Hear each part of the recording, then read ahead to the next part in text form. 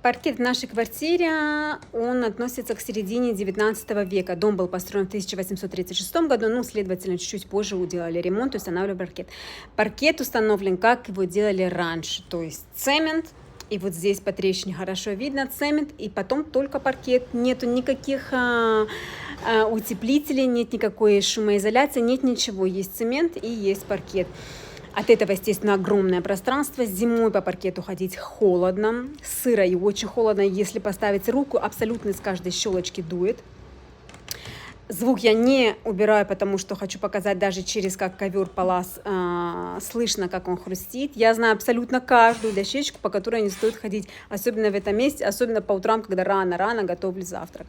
Я за ним очень сильно ухаживаю, как могу ухаживаю, натираю, но столетия идут.